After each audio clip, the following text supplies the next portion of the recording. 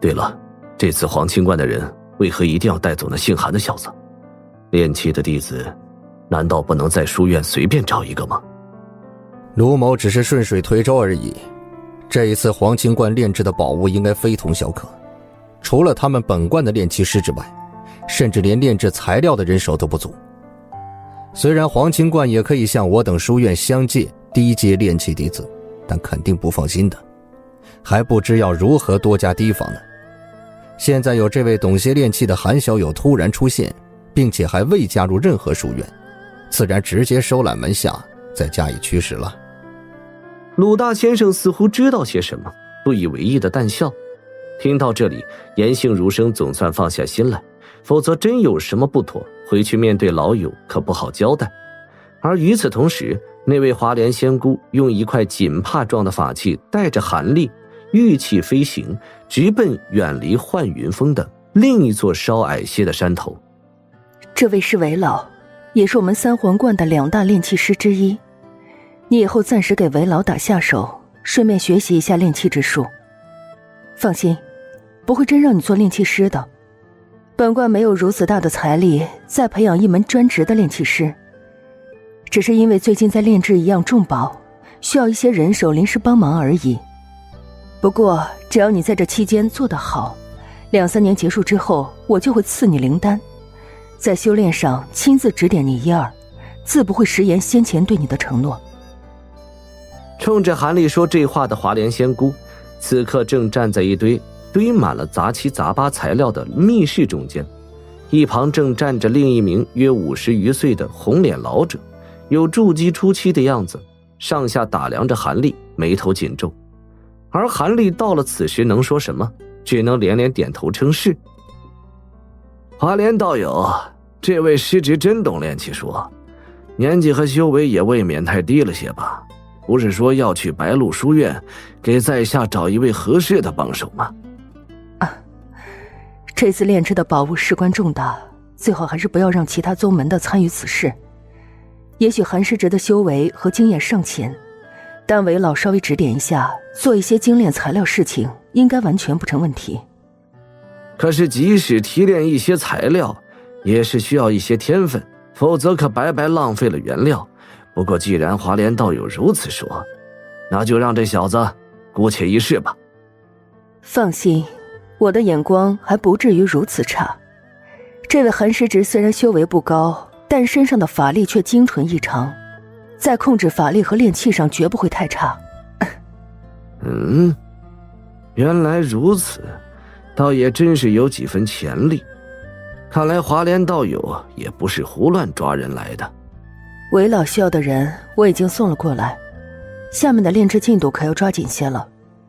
本观比起其余2观来说，速度已经迟了一些，最后可千万别耽误大事，否则你我2人都吃罪不起。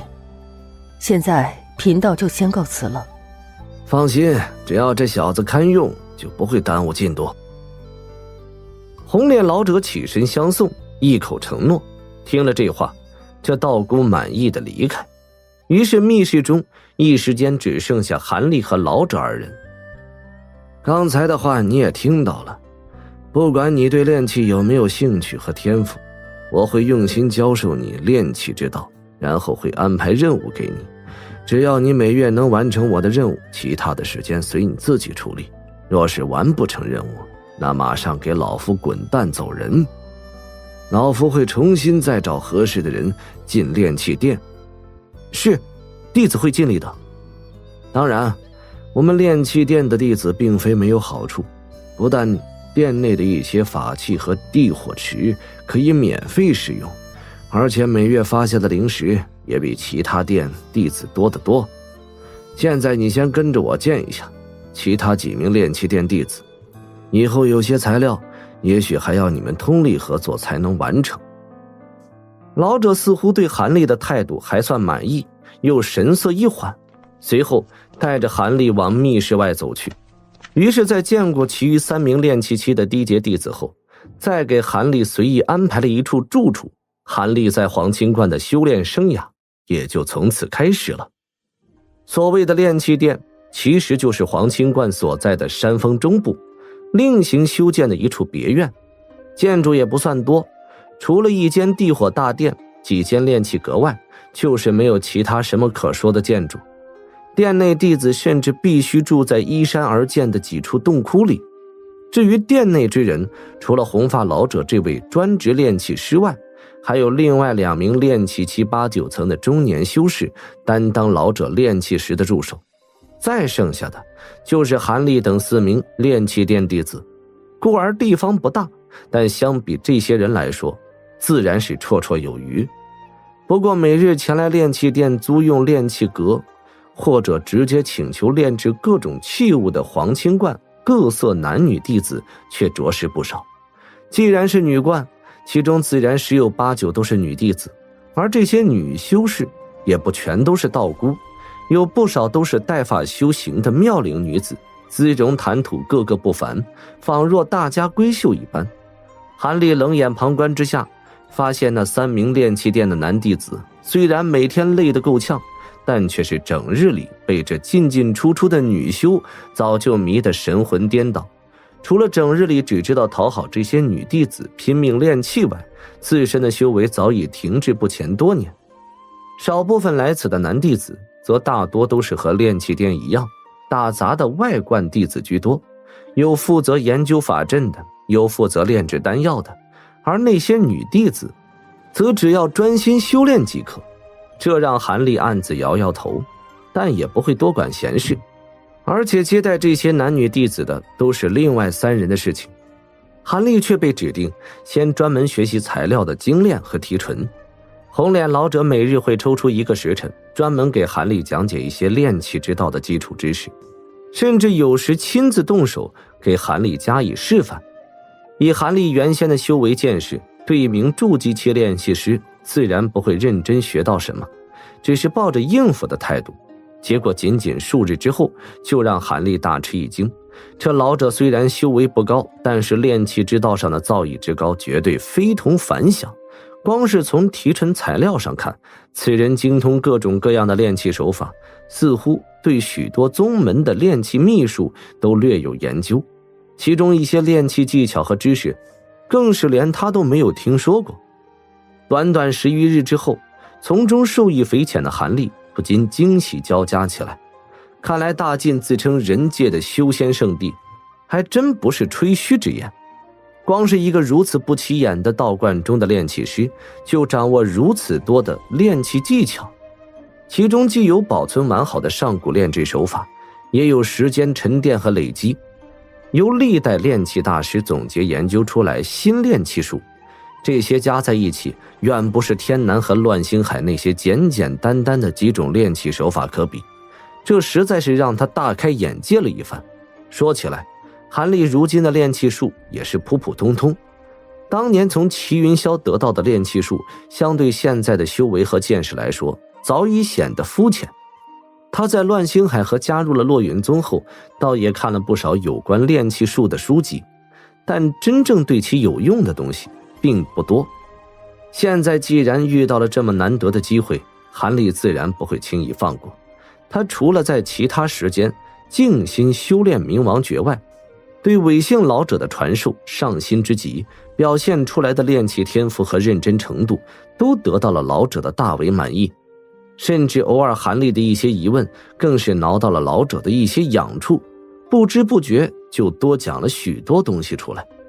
如此一来，老者对韩立的态度在短短的1个月时间内，竟渐渐大变起来，由一开始的严厉冷面，到后来的和颜悦色，让其余3名深知老者脾性的炼气期弟子不禁目瞪口呆。处于妒忌心理，这3人对韩立的态度自然谈不上多好。不过韩立现在得宠，